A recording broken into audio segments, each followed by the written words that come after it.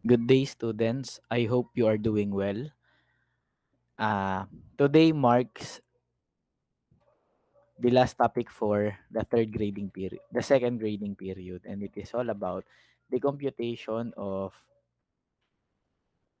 the computation of the percent composition and molecular formula. Since we are already done with the molecular formula, we will now be computing for the percent composition. The general formula for the percent composition is as follow.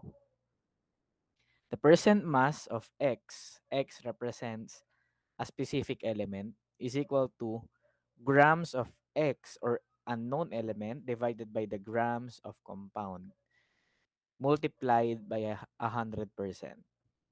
For better knowledge about this topic, let me show you an example.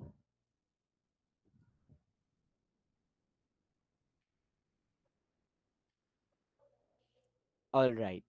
Again, for the percentage composition or the percent composition, it has a chemical formula. I mean, it has a formula of mass of element divided by the total mass of the compound multiplied by 100%.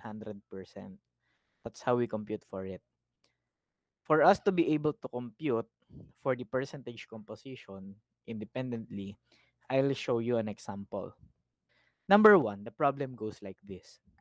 Calculate the percentage composition of aluminum hydroxide, a gastric antacid. The formula is AlOH3. Okay? Aluminum hydroxide is a substance in Kreml S. Again, it is a gastric antacid. It neutralizes acidity of the stomach whenever we are feeling hyperacidity. Okay? Or sometimes heartburn. All right. First things first, we have to compute for its molecular mass for us to know the total mass of the compound. Okay? Again, how do we do it? Let's look for the elements present in this compound. We have aluminum, we have one aluminum, we have three oxygen. Again, oxygen here is three because uh, it is inside the open and closed parentheses and there is three as a subscript. Okay? And we have hydrogen. Hydrogen which is also three. This aluminum should be multiplied, oxygen shall be multiplied, and hydrogen shall be multiplied with its respective atomic mass. Again, the atomic mass is seen in the periodic table. As as per the periodic table, aluminum has 27 gram per atom. Okay? That's that is the atomic mass of aluminum. For oxygen, it has 16, and for hydrogen, it has 1. Okay.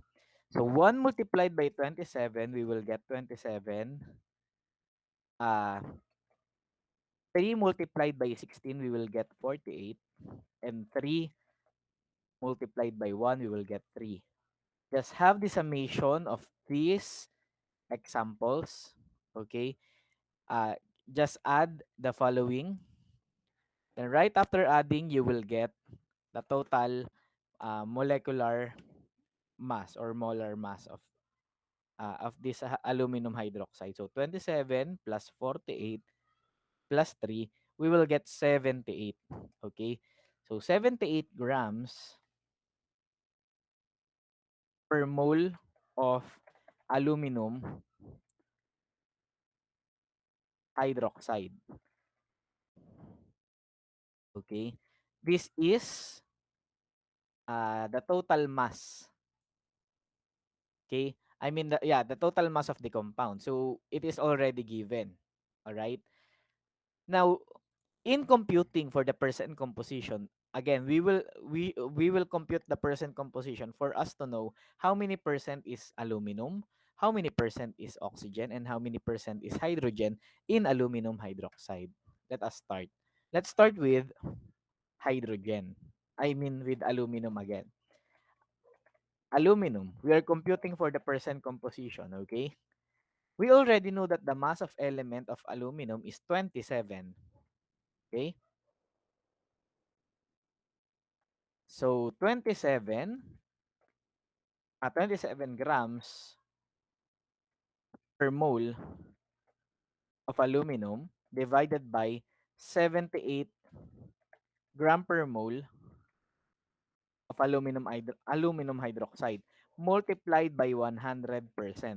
Obviously, students, if we will just take a closer look, the units for aluminum, I mean the grams per mole in the numerator is just the same as the denominator. So we have to cancel it out. The unit that is being left is the percentage in 100. Okay? So therefore, right after dividing 27 with 78, we will multiply it by 100. Again, the process is 27 divided by 78 times 100, and you will get 34.62%. Okay, 34.62%. This is the final answer. However, in your scientific calculator, it might show 34.61538462. Bear in mind that we will write until two decimal places. I mean, four decimal places, and just round it up, the last digit. Since 61, the number beside 1 is 5, therefore we should round it up. Okay? So this is the percentage of aluminum in the said compound or the aluminum hydroxide. We will do the same with oxygen. Let us know how many percent of oxygen is present in aluminum hydroxide. So we have oxygen equals 16, I mean, it's 48, students. It's 48 because in aluminum hydroxide, 48 grams of oxygen is present.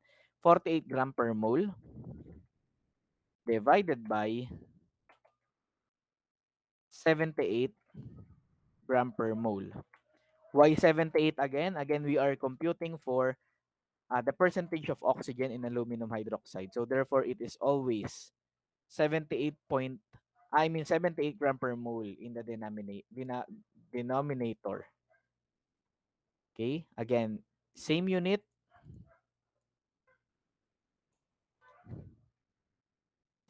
gram per mole. Therefore, what is being left is the percentage in 100%. Okay, just do the same.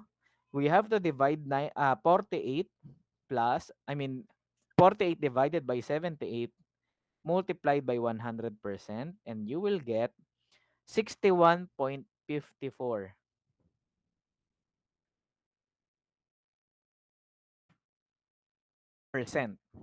Bear in mind that the unit should be in percent. Otherwise, it is incorrect. Okay? And lastly, we will compute for the hydrogen. Hydrogen is equal to 3 gram per mole divided by 78 gram per mole.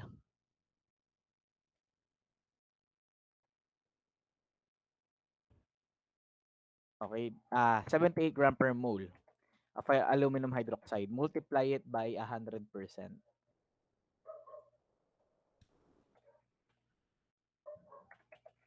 And you will get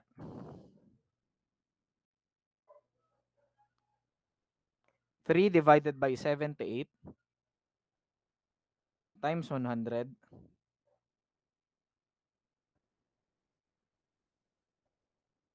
and 3 divided by 78 times 100, and you will get uh 3.8461 or 3.84.